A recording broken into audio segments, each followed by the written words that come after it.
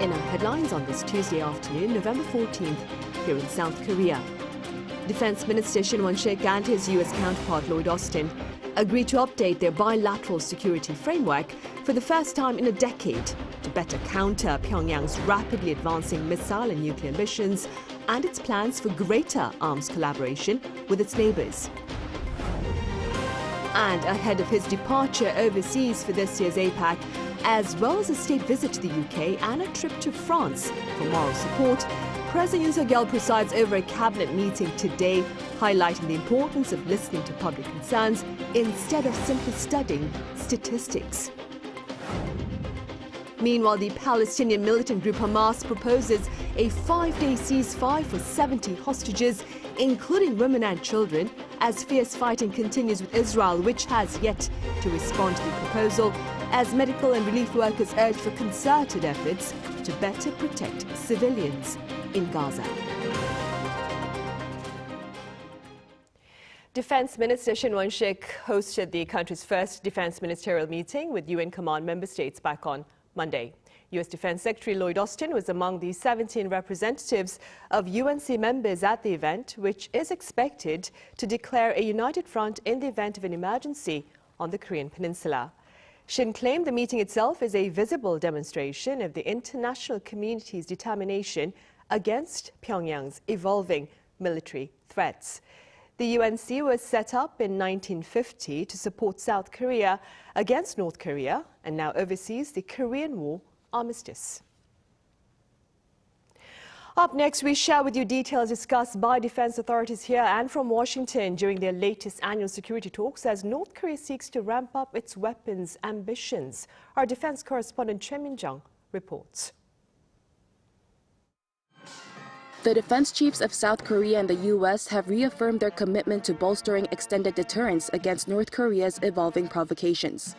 At a press briefing after the annual security consultative meeting held in Seoul on Monday, South Korea's defense minister Shin Won-sik said he, together with U.S. counterpart Lloyd Austin, noted that they will never accept any nuclear attack by North Korea.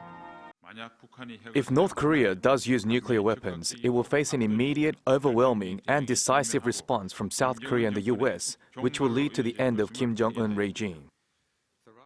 Austin highlighted the milestone in Washington's deterrence efforts, saying its commitment remains ironclad. We are continuing to strengthen our shared readiness and our ability to fight tonight if necessary.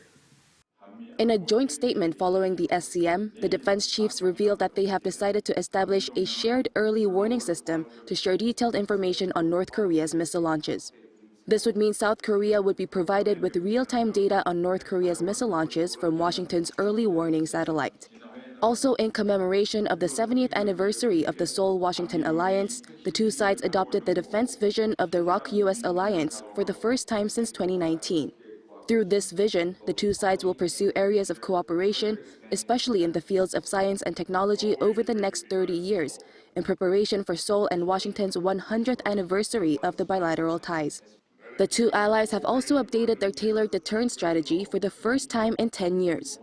The agreement was established in 2013 for tailored deterrence against North Korean nuclear weapons and other weapons of mass destruction. The defense chiefs also stressed the need to strengthen trilateral security cooperation between South Korea, the U.S., and Japan, and continue the momentum established at the Camp David summit. Choi Min-jung, Arirang News.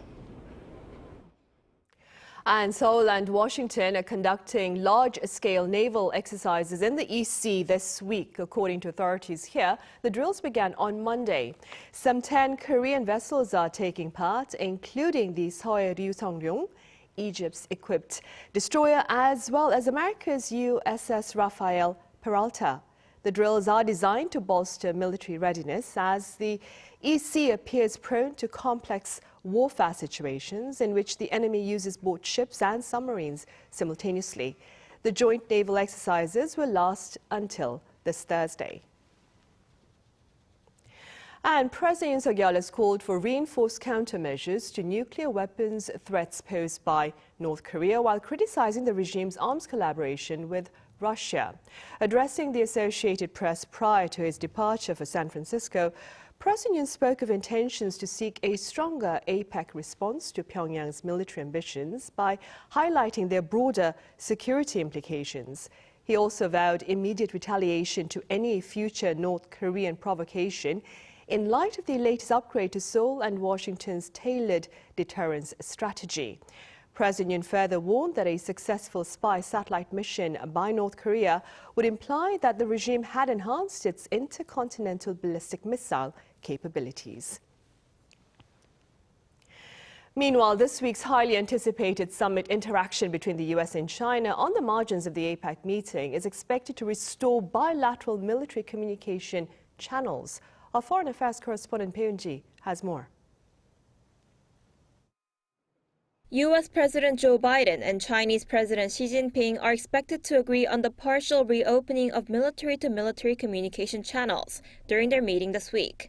Citing an unnamed source, Kyodo News reported on Tuesday that Biden is set to request the move and Xi is poised to accept, given that senior Chinese military officials have also supported the idea as part of efforts to prevent miscalculations and reduce the risk of any inadvertent clashes. In a press briefing on Monday local time, the White House National Security Advisor also expressed hopes, saying China's dialogue on this issue has been constructive.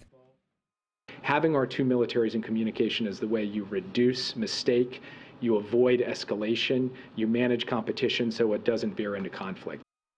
Earlier on Sunday, he also said that Biden seeks to reestablish these kinds of military ties with China so that there isn't any miscommunication.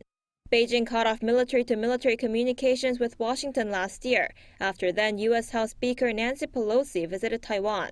Relations between the two countries escalated further in February, when the U.S. shot down a suspected Chinese spy balloon that flew over its territory.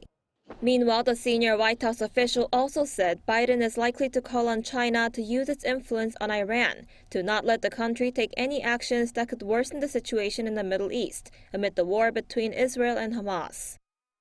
So President Biden will make the point to President Xi that Iran acting in an escalatory, destabilizing way that undermines stability across the broader Middle East is not in the interests of the PRC or of any other responsible country. And the PRC, of course, has a relationship with Iran, and it's capable, if it chooses to, of making those points directly to the Iranian government.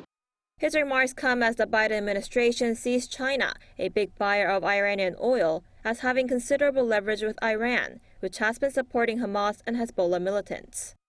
Peun-ji, Arirang News. And over in the Middle East, Hamas has reportedly proposed a hostage for temporary ceasefire deal, but whether or not Israel accepts remains unclear. Our An Sung-jin has the latest. Hamas said on Monday that it is ready to release up to 70 women and children held in Gaza in return for a 5-day truce with Israel. In a message on Hamas's official Telegram channel, the group said the armistice should include a complete ceasefire and humanitarian aid for the Gaza Strip. This comes as Hamas closed any hostage deals after the Israeli operations close to the Al-Shifa medical complex in Gaza City left that hospital at breaking point with thousands of patients without electricity and water in need of other vital aid. Thousands had to flee as gunfire and bombings continued outside the compound. U.S. President Joe Biden called for a halt to attacks affecting medical facilities. And it's my hope and expectation that there will be less intrusive action relative to the hospital.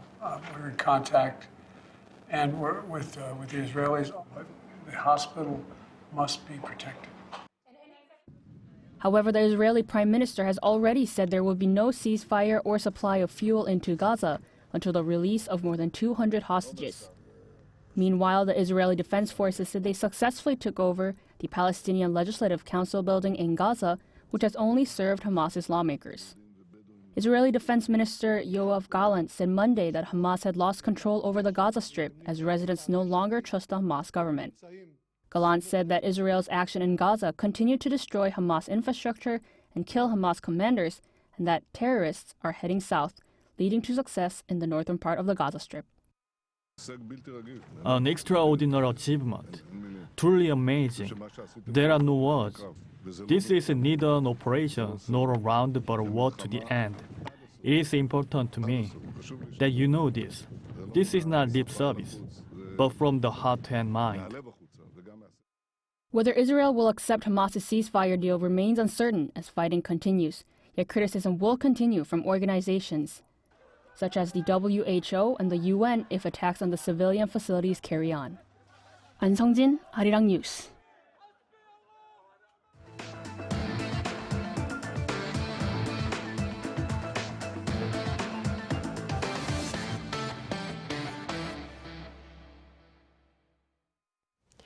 President Yoon has highlighted the importance of listening to public concerns instead of simply studying statistics. Speaking at a cabinet meeting earlier on this Tuesday, ahead of his departure to San Francisco for this year's APEC, he also spoke of visits to some 300 different sites to listen to the actual voices of people there to better tailor government policies to public needs. President Yoon also sought support from the National Assembly for plans to redevelop the country's older cities. He also pledged the recent ban on short selling of stocks will remain in place until a mechanism to better protect individual investors is set up. As for his upcoming diplomatic agenda overseas, President Yoon shared hopes for greater Seoul-London exchanges after the signing of the new Korea-UK Accord during his state visit to the UK next week. And on the local front, Korea looks to maintain its 52-hour workweek ceiling, but with some exceptions depending on industry. Our business correspondent Lee Soo-jin explains. The government is planning to give workers greater flexibility in working overtime. The Ministry of Employment and Labor on Monday released the results of a survey conducted from June to August of more than 6,000 South Koreans on working hours reforms. The government also announced its intention to raise the cap on weekly hours for certain industries instead of the originally proposed 69 hours across all sectors. Taking into account public opinion, the government is committed to maintaining the framework of the 52-hour working week system while making changes for selected industries and occupations. This comes 8 months after the administration unveiled in March a proposal to raise the maximum weekly working hours from 52 to 69. This was in response to certain sectors saying that it was impossible to meet deadlines under the 52-hour workweek system. It also aims to allow for more flexibility where employees can work more when there is a bigger workload and then take extended breaks when there is less work. The proposal, however, was met with a backlash over concerns that it may destroy people's work-life balance, leading the government to backtrack and conduct a large-scale survey to gather public opinion. The survey results showed that more than 54% of people surveyed agreed to raising the cap on weekly overtime hours in certain sectors. The demand for greater flexibility in working hours is likely to differ across industries and jobs, but the SME sector is for it, regardless of the industry and the job given, if the union and management reach an agreement. The respondents said the manufacturing industry and jobs in production needed the rise in overtime working hours the most.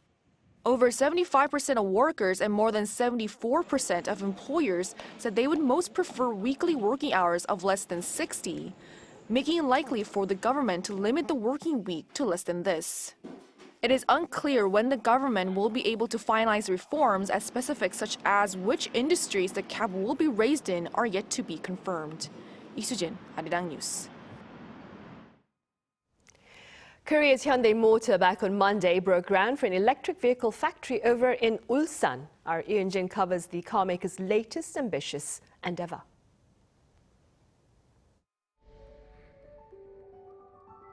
세계 제1의 무기가 있는데 그 무기란 바로 세계에서 가장 우수한 기능공들입니다. 어지않아 한국의 자동차, 우리의 자동차가 세계 시장을 휩쓰는 날이 온다고 나는 확신합니다. His voice restored by AI, those were the words of Chung Ju-young, founder of Hyundai Motor, who started the company with a single assembly plant in 1967. And on Monday, the company broke ground on a manufacturing plant dedicated to electric vehicle production in the southeastern industrial city of Ulsan. The site in Ulsan is some 548,000 square meters, and construction is set to be completed in 2025. The company's mass production goal is to produce 200,000 vehicles annually, starting in the first quarter of 2026. This is the first EV-dedicated plant in South Korea and the first domestic automotive manufacturing plant in 29 years since Hyundai built such a plant in Ulsan back in 1996. At the groundbreaking ceremony on Monday, current executive chair Chung Hee-sun shared the company's dream of building a 100-year heritage. It's an honor for me to share with those here today the company's dream of building 100 years of heritage. Just as our dream of manufacturing the best cars has made Ulsan an automobile industrial city today, now we dream of making it a pioneering, innovative mobility city. The Ulsan EV manufacturing plant is another stepping stone for Hyundai Motor towards electrification and in full support of the company's goal to become a leader in the industry. And according to company officials, the envisioned facility will protect workers' safety and allow convenience and efficient operations, while it also utilizes an AI-based intelligent control system and environmentally friendly, low-carbon production methods. The first model expected to be manufactured out of the new Ulsan factory is the GV90, Genesis's large-sized electric SUV. Yoon, Arirang News. And in sports news, LG Twins won its first Korean Series title in almost 3 decades Monday evening. Our Lee Seung-jae has the highlights. Top of the 9th inning, 2 outs with Bae Jung-dae at bat. The 2-2 pitch from LG Twins closer Ko Woo-seok led to a weak line drive to second baseman Shin Min-jae, who caught the 3rd and final out of the Korean series. The 6-2 win on Monday night at a sold-out Jamsil Baseball Stadium in Seoul meant that the LG Twins had finally clinched the long-awaited Korean Series title. It ended a 29-year title drought, one of the longest championship droughts in the KBL League. The 2023 regular season champions, who had a long break waiting for the KT Wiz to eventually advance to the Korean Series, looked rusty in Game 1, losing 3-2. However, it was the long balls that brought the Twins back on track, with several dramatic come-from-behind victories that helped the Seoul-based baseball team win their title. In Game 2, down 1-0, Park Dong-won's 2-run home run in the 8th inning helped the Twins win Game 2 to even the series. In Game 3, down by 2 runs in the 9th inning, it was the Korean Series MVP and LG Twins captain Oh Ji-hwan's 3-run home run that helped his team win 8-7 and take a 2-1 series lead. Oh Ji-hwan finished the Korean Series with 3 home runs and 8 runs batted in, while also becoming the first player to hit home runs in 3 straight games in the same Korean Series. The Korean Series win sent fans into a frenzy despite the frigid November weather, and they hope they won't have to wait another 29 years for the next championship title. Lee Seung-jae, Arirang News. Precisely 2 weeks from today, a secret ballot over in Paris will decide the host city of the 2030 World Expo. Well, here in Seoul this past weekend, opera singers took to the stage in support of Busan's bid to bring home the event. Our Yoon was there. Voting for the 2030 World Expo isn't far away. In support of Busan's bid, on November 11th and 12th, gala concerts were hosted by Arirang TV, the Korea National Opera, and the Culture Ministry. Among other performances, the Korea National Opera presented Kagok, Korean lyric song cycles accompanied by an orchestra. Currently, we have a lineup prepared of 5 opera singers, each performing the pieces they play the best. The concert includes opera arias, Korean songs, and vocal pieces. We've also prepared a song to show support for the Busan Expo bid. The concert aims to provide a time for people from around the world to gain an understanding of the harmony of different cultures. Classical stars representing South Korea came together, showcasing the excellence of Korea's musical talent and the country's passion to host the Expo. The songs express bright messages of hope, and considering that Busan is a coastal city, there were also pieces about longing for the ocean. Many ambassadors to South Korea from different countries attended to show their support. It was really inspiring, great performance. I'm quite confident that everybody has enjoyed it. It's an illustration of the artistic talent of Korea, and it's really keen willingness to host the World Expo 2003 in Busan. I wish good luck to Korea. We Will Be One, the official theme song for the 2030 Busan World Expo, was the concert's grand finale. The host city will be chosen by BIE member states at the 173rd General Assembly on November 28th. But as far as Busan is concerned, the message is clear. 부산 준비되어 있습니다. 부산 is ready. 이은희, Arirang News.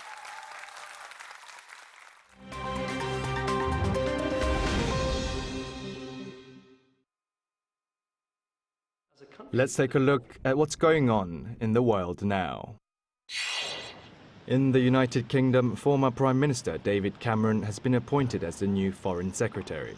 This follows 10 Downing Street's decision on Monday to sack Home Secretary Suella Braverman and move Foreign Secretary James Cleverly into her post. David Cameron, the UK's Prime Minister from 2010 to 2016, stepped down from politics after losing the Brexit referendum. His allies claim that he wished for a return into politics from 2018, but a 2021 lobbying scandal hindered his aspirations. Cameron's appointment makes him the first former Prime Minister in around 50 years to rejoin the cabinet. It comes as part of a wider reshuffle by Prime Minister Rishi Sunak as the ruling Conservative Party is struggling in public opinion polls. In Iceland, a state of emergency has been declared with concerns over a volcanic eruption. So far, more than 3,000 residents have been evacuated from the coastal town of Grindavik, which is directly above the magma buildup and is prone to exposure to noxious gases and magma overflow. Scientists have reported that since late October, an increase in earthquake activity was seen especially in the regions surrounding the capital, Reykjavik. The 15-kilometer-long magma corridor stretching from Grindavik to the Atlantic Ocean is feared to cause another massive volcanic eruption, with concerns of a repeat of the April 2010 eruption, which caused the biggest disruption to European airspace since World War II. In entertainment news, superhero film The Marvels has seen the worst North American box office opening weekend out of all of the Marvel Cinematic Universe's movies. In its first weekend, The Marvels, which stars Brie Larson and Teyonah Parris, made only $47 million in North America and around $110 million globally. This is well short of the record-breaking debut of Avengers Endgame, which came in at $1.2 billion in its global opening run. The Marvel Cinematic Universe's previous worst opening for the North America box office was The Incredible Hulk at $55.4 million in 2008. The production costs are reportedly around $275 million, making The Marvels the fourth most expensive of any Marvel studio films. Kim Seong, Arirang News.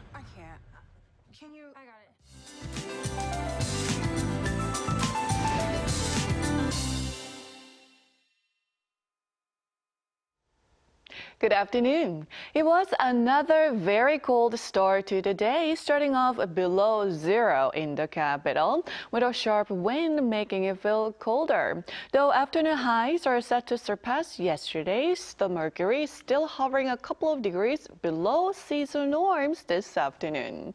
A dry weather advisory is in place for East Coast regions and parts of Gyeongsang-Pukto, as well as Busan and Ulsan. Be careful with anything that could cause a spark, and be sure to drink plenty of water today. Now this afternoon, highs are a couple of degrees higher than yesterday in most places. Seoul sees a high of 10 degrees, Busan and Jeju topping out at 14 degrees this afternoon. And there will be more clouds than sunshine today. Now Thursday is Suneung Day, the college entrance exam day. Starting off warmer than normal, but rain in the afternoon will bring down the highs to single digits. Also, the rain will bring another round of winter chill to the country on Friday. That's Korea for you, and here's a look at the international weather conditions.